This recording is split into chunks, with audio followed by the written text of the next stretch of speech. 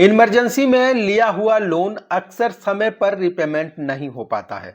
देखिए दोस्तों, बहुत सारे लोग ऐसे भी हैं जो लोन तो ले लिए हैं लेकिन चुकाने के लिए उनके पास पैसा नहीं है और वो भर भर के हमें कमेंट कर कर पूछ रहे हैं कि भैया कंपनी से हमें काफ़ी ज़्यादा कॉल आ रहा है, कंपनी वाले हमें परेशान कर रहे हैं। अब मुझे डर लग रहा है कहीं पुलिस तो मेरे घर पे न आ जाएगी, मेरे ऊपर कोई केस मुकदमा तो नहीं हो जाएगा, क्योंकि मैं जो लोन लिया हूँ वो चुका नहीं पा रहा हूँ। तो ऐसे कंडीशन में आप मुझे बताइए कि क्या हो सकता है।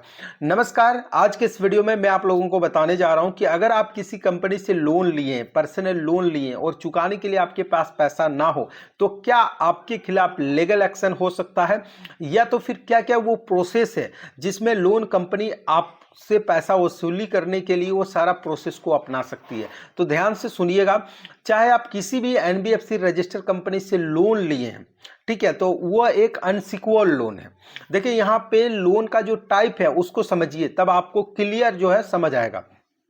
सबसे पहले जब लोन शब्द आता है तो इसका मतलब ही होता है उधार, यानी कि ऐसा पैसा आपने कहीं से लिया हो जो उधार के रूप में लिया है, और देने वाला इंसान जो आपको पैसा दिया है, तो उधार जब आपको कोई भी पैसा दे रहा है तो इसका मतलब है कि वो आपसे कुछ लेगा, तो उसके बदले में लोन कंपनी जो होता है वो क्या लेता है, इंटरेस्ट लेता है। बैंक भी इंटरेस्ट लेता है, लेकिन जो प्ले स्टोर पर जो ऐप अवेलेबल है, जो एनबीएफसी से रजिस्टर है, वो सिक्योर लोन प्रोवाइड नहीं करवाता है, वो अनसिक्योर लोन प्रोवाइड करवाता है। और जो बैंक होता है, बड़ा बड़ा जो बैंक होता है, जैसे स्टेट बैंक, एचडीएफसी या तो आईसीसीआई, इस प्रकार का जो अनेक बैंक है, जो बैंक के रूप में खुद को रजिस्टर कर रखा है, वो आपको सिक्योर लोन प्रोवाइड करवाता है। यानी कि जब भी आप लोन लेने जाएंगे तो आप देखेंगे कि बैंक में जब भी आप लोन लेने के लिए बैंक से बोलेंगे तो वो आपसे कहेगा कि कुछ ऐसा आपके पास प्रॉपर्टी है जिसको दिखाकर आप लोन ले सकते हो। तो मतलब कहने का मतलब है कि सिक्योर लोन वो लोन है जहां पर आपको कुछ जो है अपना प्रॉपर्टी वो दिखाना होता है, उसको वहाँ पे उसका कागजात वगैरह वहाँ पे जमा करना होता है। लेकिन अनसिक्योर्ड लोन क्या होता है, अनसिक्योर्ड लोन में आपको किसी भी प्रकार की कोई भी गारंटी का दरकार नहीं पड़ता है, सिर्फ आप अपना सिबिल के बेस पर लोन ले सकते हो। अब सिबिल क्या होता है, यहाँ पे मैं आप लोगों को क्लियर कर दूं कि हर वो व्यक्ति जो कि लोन लेता है वो अपना पैन कार्ड का यूज करता है, और पैन कार्ड में पूरा सिबिल अपडेट होता है। अब ये क्या होता है, ये होता है कि जितना भी कंपनी से आपने लोन लिया है वो हर एक कंपनी सिबिल को रिपोर्ट करता है। किस प्रकार करता है, जैसे कि आपने मुझसे लोन लिया, तो अगर आप टाइम पर पेमेंट कर रहे हैं तो आपका जो पैन नंबर है, ठीक है, वो सिविल कंपनी को हम दे देंगे कि फलना पैन नंबर वाले सही टाइम पर पेमेंट करते हैं, अच्छा लोग है, तो वो आपको एक रेटिंग देता है। और उसी रेटिंग के बेस पर जब आप दूसरे कंपनी में जाते हैं तो वो भी उस चीज़ को चेक करता है कि कहीं आपका पिछला बैकग्राउंड क्या है, आपने लोन लिया तो उसका रिपेमेंट वगैरह किया है ये नहीं किया है। मतलब मिला जुला के जो आपको अनसिक्योर्ड लोन मिलता है वो आपके क्रेडिट हिस्ट्री पर मिलता है, ठीक है। तब ऐसे कंडीशन में मान लेते हैं कि आपने बैंक से लोन नहीं लिया है, आपने एक अनसिक्योर्ड लोन कंपनी से लोन लिया जो एनबीएफसी से रजिस्टर है। अब लोन तो ले लिया, आपको टाइम भी 2 महीना 4 महीना का मिला हुआ था, लेकिन उसके बावजूद भी कई बार ऐसा होता है कि आपका जॉब छूट जाता है या पर्सनल रीजन के कारण आपके पास पैसा नहीं होता है चुकाने के लिए, लेकिन कंपनी वाले आपको कॉल कर रहे हैं। तो ऐसे कंडीशन में आपको क्या करना चाहिए और क्या आपके ऊपर लीगल एक्शन हो सकता है ये नहीं, इस चीज़ को मैं समझाने का प्रयास करता हूँ, ठीक है। तो सबसे पहले समझ लीजिए कि आपने किसी एक कंपनी से लोन लिया। अब उसमें आपको 2 महीना का तो टाइम मिलेगा ही, क्योंकि जो कंपनी एनबीएफसी से रजिस्टर रहेगा उसको 2 महीना का टाइम देना ही पड़ेगा। तो 2 महीना का आपको टाइम मिला। अब 2 महीना में 2 किस्त आएगा, एक बार में आपको पैसा देना नहीं है। अब ऐसा हुआ कि एक बार तो आपने डाल दिया और एक बार आप अभी नहीं डाल पा रहे हैं, ओवर ड्यू चल रहा है। तो कंपनी का क्या होता है कि वो जैसे ही ओवर ड्यू आएगा आपको रिमाइंडर कॉल देना चालू करते हैं। कंपनी से कॉल आते हैं, वो आपको बोलते हैं कि भैया आपका ओवर ड्यू हो गया है, आप इसका रिपेमेंट करने का प्रयास करें। तो अगर आपके पास पैसा ही नहीं होगा तो जाहिर सी बात है कि आप रिपेमेंट नहीं करेंगे। तो 2 से 4 दिन या 10 दिन तक क्या होता है, कंप्यूटराइज जो कॉल होता है वो आपके पास आते हैं। जैसे ही ये 10 दिन पार हो जाता है उसके बाद आपको जो उनके रिकवरी वाले जो लोग बैठे हैं, जो कंपनी पैसा दे के रखा है, वो आपको कॉल करता है और आपसे वो डिस्कस करते हैं, बात करते हैं कि क्यों पेमेंट नहीं करते हैं, क्या दिक्कत है। तो ऐसे कंडीशन में क्या होता है, अलग अलग कंपनी का अलग अलग से बात करने का तरीका होता है।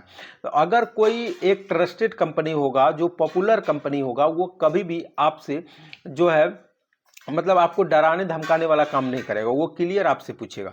तो उस टाइम आपका जो भी दिक्कत है, मान लीजिए कि आपको परेशानी है, आपके पास पैसा नहीं है, जॉब नहीं है, जो भी है, उस चीज़ को आप शेयर करें वो एजेंट के साथ। एजेंट के साथ शेयर करेंगे तो हो सकता है कि वो आपको और कुछ दिन के लिए टाइम दे दे, ठीक है, और कुछ दिन के लिए टाइम दे दे। लेकिन अगर कई बार ऐसा भी होता है कि वो टाइम नहीं देता है, तो सीधा उनका कॉल काटिए, बंद कीजिए, टेंशन नहीं लेना है, और दोबारा प्रयास कीजिए, लोन कंपनी का कॉल ही रिसीव नहीं करना, क्योंकि आपके पास तो पैसा है नहीं। और अगर आप कॉल रिसीव करेंगे तो आपको ज़्यादा टेंशन होगा, कुछ ना कुछ तो बातचीत वो करेंगे, कुछ ना कुछ आपको बोलेंगे। तो ऐसे कंडीशन में उनका कॉल रिसीव नहीं करना है, ठीक है। अब क्या होगा उसके बाद, जब आपका लोन ओवर ड्यू होता है तो कंपनी अपने हिसाब से एक पेनल्टी लगाता है। जैसे कि मान लिया कि आपने 10,000 का लोन लिया है, उसका रिपेमेंट आप नहीं कर रहे हैं, तो उसमें एक पेनल्टी लगता है, जो कि आपको उसका वेबसाइट या ऐप में अपडेट होता है, डेली दिखेगा। डेली मान लीजिए कि 200 रुपया पेनल्टी लगा, किसी दिन 100 रुपया लगा, इस हिसाब से पेनल्टी लगाया जाता है। यानी कि ये इसलिए लगाया जाता है कि ताकि सामने वाले को लगे कि भैया अगर मैं रिपेमेंट नहीं करूंगा तो मेरा पैसा बढ़ रहा है, ठीक है। और ऐसे में कई बार ऐसे भी लोग करते हैं कि काफ़ी परेशान हो जाते हैं, कहीं से फिर और कर्जा लेके लोन रिपेमेंट करते हैं। लेकिन मैं आप लोगों को कहता हूं कि कर्जा लेके कभी भी दूसरा कर्जा का रिपेमेंट नहीं करना है। यानी कि एक लोन अगर आपके पास है तो दूसरा लोन लेकर उस पैसा को कभी भी नहीं चुकाना है, क्योंकि इसमें तो आप पेनल्टी वगैरह दे ही रहे हो, सारा चीज़ दे रहे हो, सिबिल तो वैसे भी आपका ख़राब हो ही रहा है। देखिए, जब आपका लोन ओवर ड्यू होता है तो जो क्रेडिट हिस्ट्री होता है, जो सिबिल जिसको हम लोग बोलते हैं, वो सिबिल ऑलरेडी आपका ख़राब होता है। तो ऐसे कंडीशन में अगर आप रिपेमेंट भी करते हो तो सिबिल तो आपका अच्छा होगा नहीं, ऊपर से आप एक हाइयर रेट ऑफ इंटरेस्ट जो है दूसरे कंपनी से लेकर लोन का रिपेमेंट करेंगे।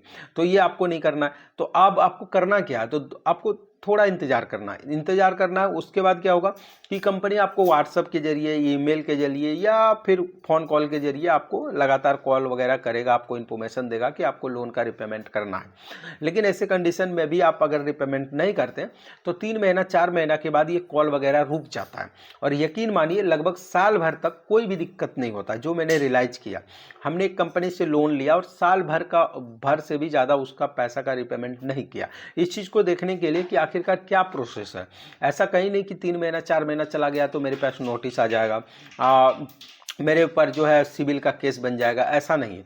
अनसिक्योर जो लोन है उसमें ज़्यादातर नुकसान आपका सिबिल का होता है, और सिबिल एक ऐसा चीज़ है जो एक बार ख़राब होने के बाद भविष्य में आपको लोन मिलने में मुश्किल हो सकता है। तो लास्ट में क्या होगा वो आप समझ लीजिए। अब जब 1 साल आपके पास टाइम भी मिलता है तो उस दरमियान अगर आपके पास पैसा आता है तो रिपेमेंट करें, अगर नहीं आता है तो अगर आपका जो डॉक्यूमेंट्स में जो एड्रेस वगैरह दिया है उस पर हो सकता है कि उनका रिकवरी का एजेंट भी आपके घर तक आ जाए, ठीक है, घर तक आ जाए। तो उनसे भी बातचीत करने का प्रयास कीजिए। आपका ज़्यादा अगर इंटरेस्ट लग रहा है, ज़्यादा पेनल्टी लगाया है, तो उस चीज़ को बोलिए। साथ में जो भी रिकवरी वाले आते हैं उनसे लोन एग्रीमेंट पेपर जरूर मांगिए, क्योंकि जो भी लोन ले रहे हैं उसमें एक एग्रीमेंट पेपर बनता है, तो वो पेपर भी मांगेंगे। उसके बाद अगर आपके पास पैसा है तो पेमेंट करें, अगर नहीं है तो फिर कोई दिक्कत नहीं है। फिर वहाँ पे अगर आपको कोई भी रिकवरी वाले परेशान करता है तो उनको डायरेक्ट बोलिए भैया कि आरबीआई के नियम के अनुसार आप मेरे साथ अभद्र भाषा का प्रयोग, गाली गलौज कुछ ही नहीं कर सकते हो, ना हमें धमकी दे सकते हो, कुछ नहीं कर सकते हो। आपका कंपनी से मैंने पैसा लिया, अभी फ़िलहाल मेरा समय स्थिति ठीक नहीं है, मैं रिपेमेंट नहीं कर सकता हूँ। बाद बाकी कंपनी का जो कानूनी कार्रवाई वो कर सकता है। तो अंत में क्या होता है कि जो कंपनी है, जिस कंपनी से आपने लोन लिया है, और वो आपको एक सेटलमेंट का ऑफर देता है, और सेटलमेंट का ऑफर में आप उस लोन को सेटल कर सकते हो, ठीक है। उसमें आपका पेनल्टी वगैरह हटा दिया जाता है, ज़्यादा जो एक्स्ट्रा से चार्ज वगैरह लगता है वो हटा दिया जाता है। सिर्फ प्रिंसिपल अमाउंट देकर या उससे भी कम अमाउंट देकर आप इस लोन को सेटल कर सकते हो। लेकिन लोन तो सेटल हो जाता है, लेकिन वो हमेशा के लिए आपके सिबिल पर रहेगा। वो जब भी आप किसी कंपनी में लोन के लिए अप्लाई करने जाएंगे तो वहाँ पे साफ साफ बताया जाएगा कि आपने फलाना कंपनी के साथ सेटल किया, इतना दिन का ओवर ड्यू है। यानी कहीं ना कहीं अगर आप पर्सनल लोन लिए तो आपका मिला जुला के सिबिल ही खराब होने वाला। ज़्यादातर यहाँ पे जो है सिबिल का केस वगैरह नहीं होता है। वो इसलिए नहीं होता है क्योंकि पर्सनल लोन तो जल्दी बड़ा मिलता नहीं, 5,000, 10,000, 20,000, इससे ज़्यादा मिलता नहीं। और इतना छोटा लोन अमाउंट के लिए अगर कोर्ट में जाएगा या कानूनी प्रोसेस में जाएगा तो काफ़ी टाइम लग जाएगा। वो लोग इसीलिए हाईयर रेट पर इंटरेस्ट पर लोगों को लोन देता है, ताकि अगर 2 बंदा नहीं भी दे तो जो 5 बंदा दिया उससे उन लोगों का एडजस्ट हो जाए। तो मैंने आप लोगों को क्या समझाने का प्रयास किया गया कि अगर आपके पास पर्सनल लोन चल रहा है और पैसा आपके पास नहीं है तो आपको ज़्यादा टेंशन नहीं लेना है। सीधा नंबर को बंद कीजिए, चुप रहिए, जब आपके पास पैसा आता है तब पेमेंट करें। ज़्यादा कोई भी परेशान करता है तो उनका रिकॉर्डिंग जरूर कीजिएगा, क्योंकि ऐसा तो नहीं है कि आप बोलिएगा और मानेगा, प्रूफ चाहिए। अगर लोन कंपनी रिकवरी वाले आपके साथ बदतमीजी कर रहा है, गाली गलौज कर रहा है, फ़ोन पर धमकी दे रहा है, तो इन सब चीज़ का रिकॉर्डिंग कीजिए। और जो भी कंपनी ऐसा करता है उसका तो पैसा एकदम मत पेमेंट कीजिए, ठीक है, उसका सेटल ही होगा लास्ट में। एकदम डायरेक्ट बोलिए जो भी कानूनी प्रोसेस है उसमें हम जाएंगे और उसी में आपका पेमेंट मिलेगा। तो मिला जुला के मैं यही कहना चाहता हूँ कि अगर पैसा ना हो तो ज़्यादा टेंशन नहीं लेना है और गलत कदम नहीं उठाना है। अगर कोई परेशान कर रहा है तो उसका शिकायत करना है, क्योंकि पैसा एक अलग चीज़ है, ठीक है, लेकिन जो नियम है वो सबके लिए बराबर है। तो मुझे उम्मीद है इस वीडियो के अंदर जो भी इन्फॉर्मेशन मैंने आप लोगों को दिया, आप लोगों को पसंद आया। अगर पसंद आया तो वीडियो को लाइक शेयर कमेंट जरूर कीजिए।